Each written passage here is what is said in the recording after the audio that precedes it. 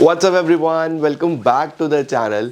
हम लोग आज कंटिन्यू करने वाले हैं हमारा इंटरनेशनल बिजनेस और आज की क्लास में इसको ख़त्म कर देंगे।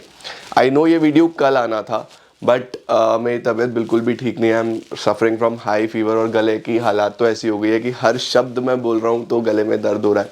तो ज़्यादा ओवरलोड की वजह से इतने सारे बैचेस लेना, ऑनलाइन क्लासेस लेना, ऑफलाइन क्लास लेना, कॉलेज सेमिनार्स लेना, फिर यूट्यूब पे काम करना, तो इतने सारे काम की वजह से स्वेलिंग आ चुकी है वोकल कॉर्ड्स में और तबीयत भी ठीक नहीं है। बट मैं और डिले नहीं कर सकता, मैं एक ही दिन रेस्ट कर सकता था बट एनी हाउ आप तक वीडियो पहुंचानी थी, तो थोड़ा वॉइस इम्बैलेंस रहेगी तो उसके लिए I am extremely sorry. But हम आज पढ़ने वाले हैं डॉक्यूमेंट्स इंक्लूडेड इंटरनेशनल ट्रेड और उसके साथ इंपोर्ट प्रोसीजर चैप्टर को एंडिंग की तरफ लेके चलते हैं। तो चलिए शुरू करते हैं। कोशिश रहेगी पूरी एनर्जी के साथ पढ़ाने की, फिर भी थोड़ा बहुत ऊपर नीचे हो तो अपॉलॉजीज फॉर दैट। चलिए लेट्स बिगिन।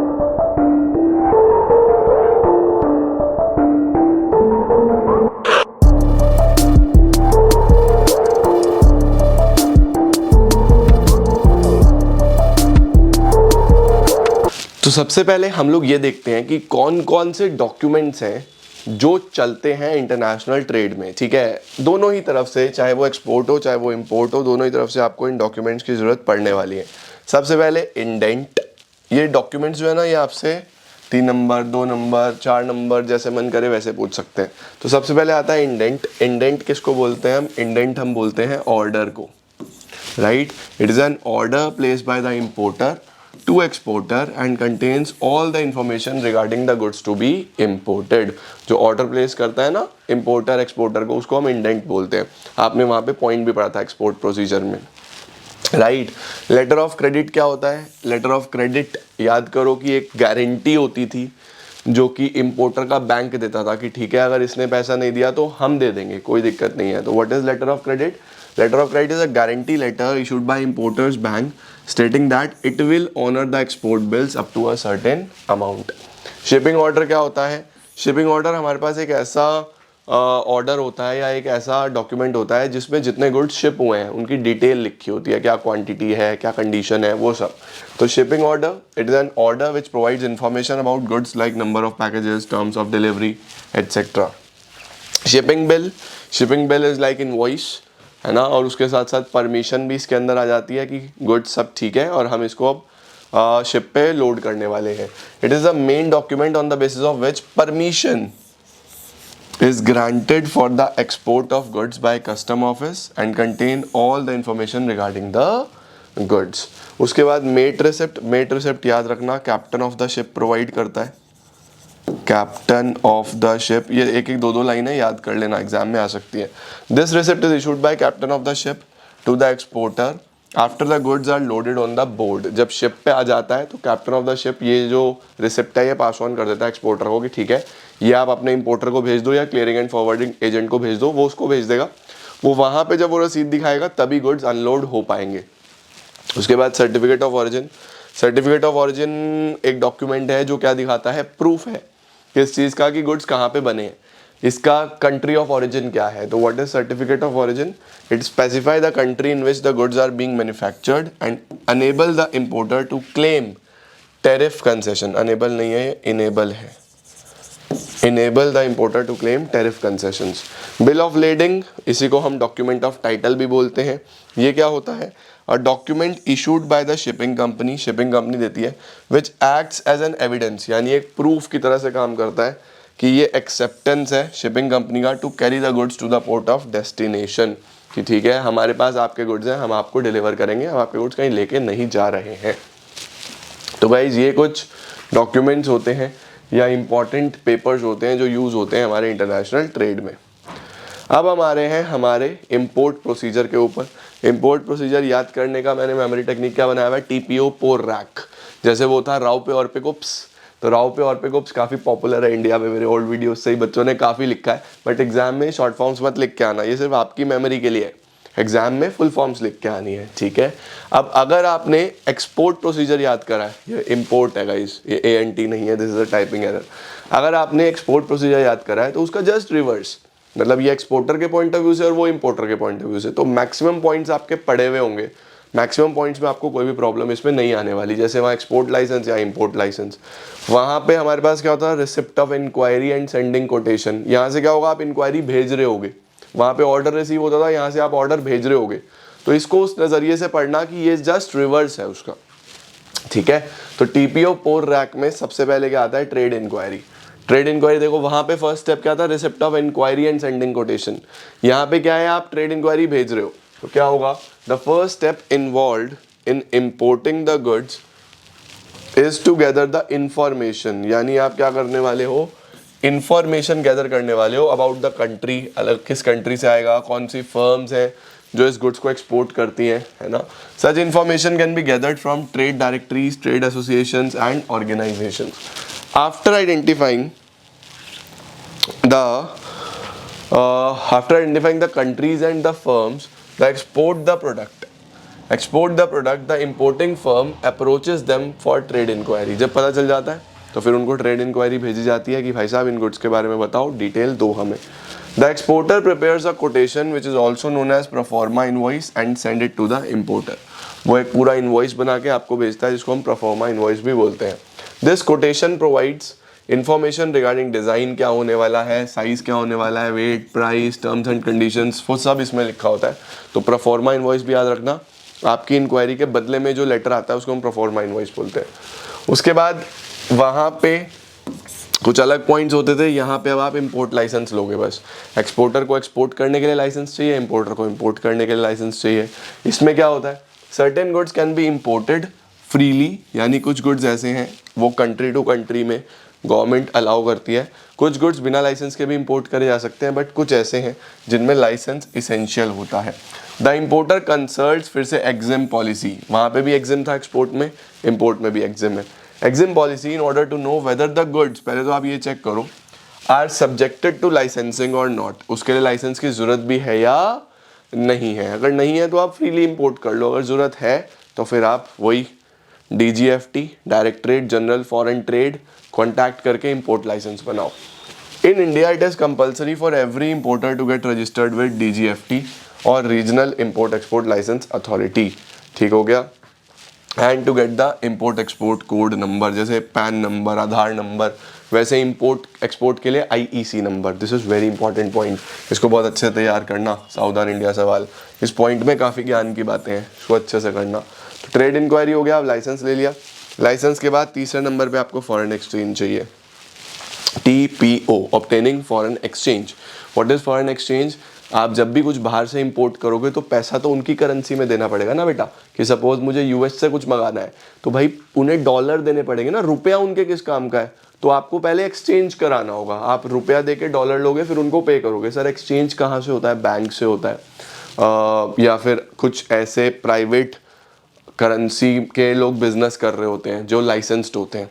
आपके सिटी में भी बहुत सारे ऐसे लोग होंगे, बहुत सारे तो नहीं होंगे, बहुत लिमिटेड लोग होते हैं जो फॉरेन एक्सचेंज का बिजनेस करते हैं, उनको गवर्नमेंट ही लाइसेंस प्रोवाइड करती है। आप कहीं घूमने के लिए जाओगे तो आपको फॉरेन एक्सचेंज चाहिए होगा ना, तो आप उनसे ले सकते हो, बैंक से ले सकते हो, एयरपोर्ट से बदल सकते हो, लेकिन एयरपोर्ट से तब बदलोगे जब घूमने के लिए जाओगे।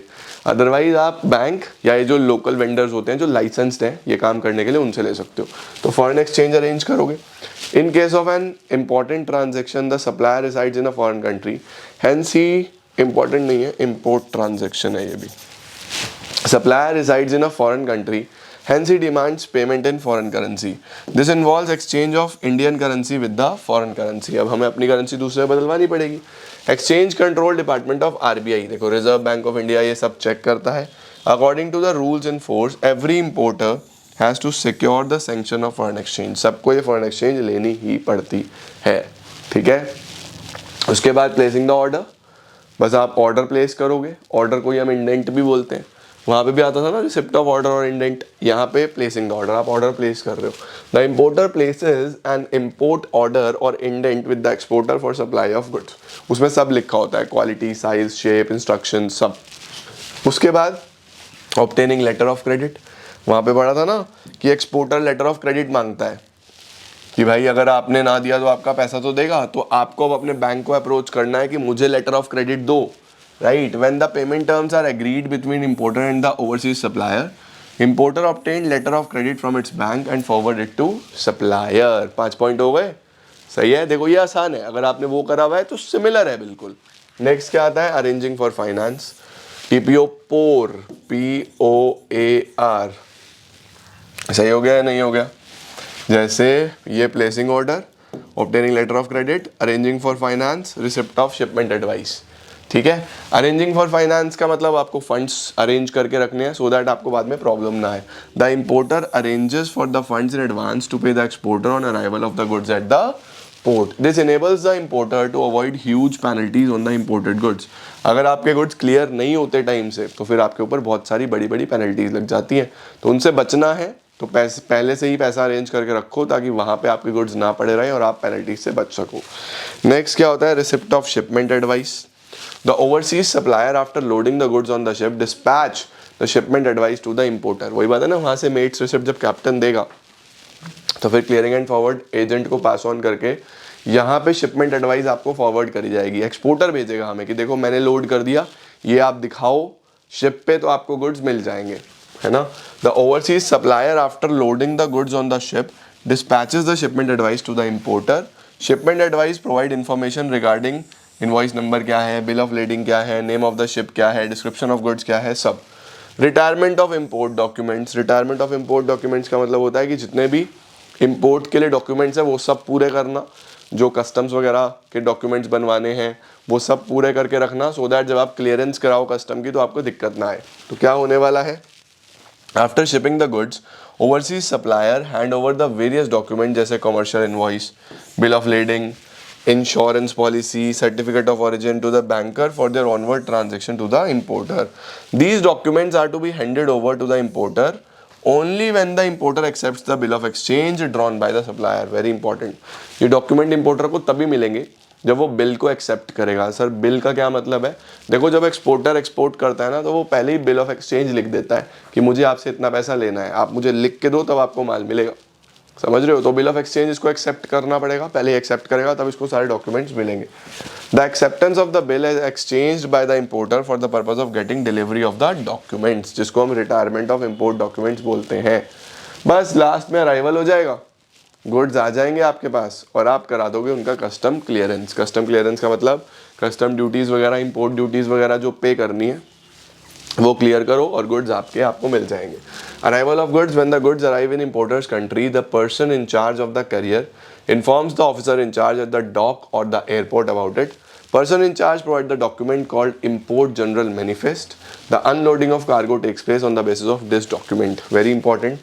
आपसे पूछ सकता है कि कार्गो का अनलोडिंग कौन से डॉक्यूमेंट के बेसिस पे होता है, इसको हम बोलते हैं इम्पोर्ट जनरल मैनिफेस्ट। ठीक है, कि किसके गुड्स हैं, किसने मंगाए थे, कितने मंगाए थे, वही आए हैं या नहीं आए, राइट। लास्ट होता है custom clearance and release of goods. Custom clearance का मतलब जितने भी आपके कस्टम चार्जेस हैं वो क्लियरिंग एंड फॉरवर्डिंग एजेंट की मदद से आप पे करो और गुड्स आप अपने ले सकते हो।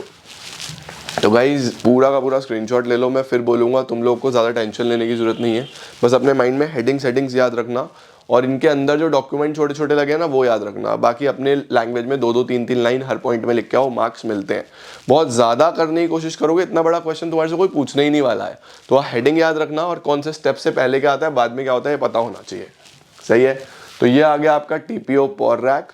अब एक छोटा सा टॉपिक और बचा इस चैप्टर में, उसको खत्म करते हैं और चैप्टर को लेके चलते हैं एंडिंग की तरफ। तो ये है वो लास्ट टॉपिक जो हमारे को इस चैप्टर में करना है, जो कि है वर्ल्ड ट्रेड ऑर्गेनाइजेशन और उसके ऑब्जेक्टिव्स। ठीक है, तो क्या है वर्ल्ड ट्रेड ऑर्गेनाइजेशन, देखो नाम में ही लिखा है, क्या लिखा हुआ है, वर्ल्ड यानी जिसमें सारी कंट्रीज आ जाएगी, ट्रेड व्यापार, ऑर्गेनाइजेशन उसको ऑर्गेनाइज करने के लिए। तो पूरे वर्ल्ड में जितने भी नेशंस हैं उन सबको आपस में ट्रेड तो करना ही है। हर कंट्री, कोई भी ऐसा कंट्री नहीं है जो सब कुछ अपने पास ही बना ले, कुछ ना कुछ किसी से खरीदना पड़ता है और बहुत कुछ बेचा जाता है। तो हर कंट्री को गुड्स में एक दूसरे की ज़रूरत पड़ती है, सर्विसेज में एक दूसरे की ज़रूरत पड़ती है। तो आपस में कोई डिस्प्यूट ना हो, फाइनेंस की प्रॉब्लम ना हो, किसी तरीके का कोई मिसबिहेवियर ना हो, किसी तरीके का कोई फ्रॉड ना हो। तो एक ऐसी ऑर्गेनाइजेशन जो पूरे वर्ल्ड में ट्रेड को अच्छे से कंडक्ट कराती है उसको हम वर्ल्ड ट्रेड ऑर्गेनाइजेशन बोलते हैं। What is world trade organisation? Established on 1 January 1995, date याद रखना। Headquarters are located in Geneva Switzerland, Geneva Switzerland याद रखना।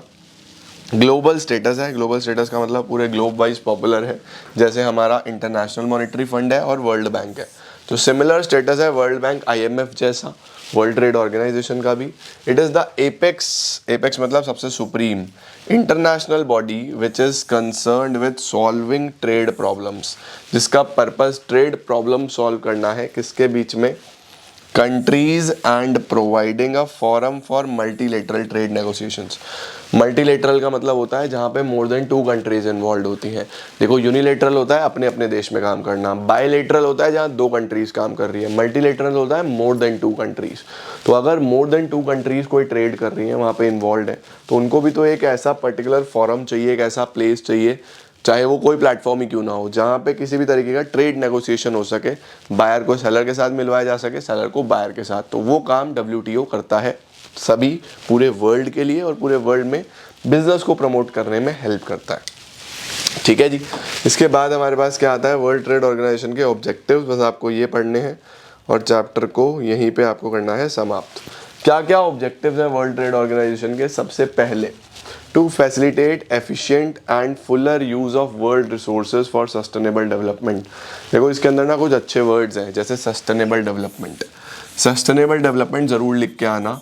सस्टेनेबल डेवलपमेंट का मतलब होता है कि हम लोग इस तरीके से डेवलपमेंट करें कि हमारी जनरेशन को भी रिसोर्सेज मिल जाए और आने वाली जनरेशन्स को भी रिसोर्सेज की कमी ना हो। तो इस तरीके से अपने रिसोर्सेज को यूज़ करना कि वो आने वाली जनरेशन्स के लिए भी शॉर्ट ना हो। तो वर्ल्ड ट्रेड ऑर्गेनाइजेशन ये कोशिश करता है कि काफ़ी एफिशिएंसी के साथ और प्रॉपर यूटिलाइजेशन हो रिसोर्सेज का, वेस्टेज ना हो, ताकि हमारी जनरेशन को भी रिसोर्सेज मिले और आने वाली जनरेशन्स को भी। ड्यूरेबल ट्रेडिंग सिस्टम, एक अच्छा ट्रेडिंग सिस्टम डेवलप करा है जिसमें कि बायर सेलर दोनों ही एक दूसरे से आपस में मिलेंगे बिना किसी प्रॉब्लम के, नेगोशिएट करेंगे, बिजनेस करेंगे। तीसरा, to provide an integrated viable and durable trading system. Integrated मतलब इकट्ठा, एक साथ, एक ही जगह पे। वाइबल का मतलब ट्रस्टवर्दी, किसी तरीके का कोई फ्रॉड नहीं होने वाला, इजी। ड्यूरेबल, लंबे समय तक चलने वाला, व्यापारिक स्तर, व्यापारिक system. Reduction of tariffs, reduction of tariffs का क्या मतलब है? रिडक्शन ऑफ टैरिफ्स का मतलब है टैक्सेस कम करना।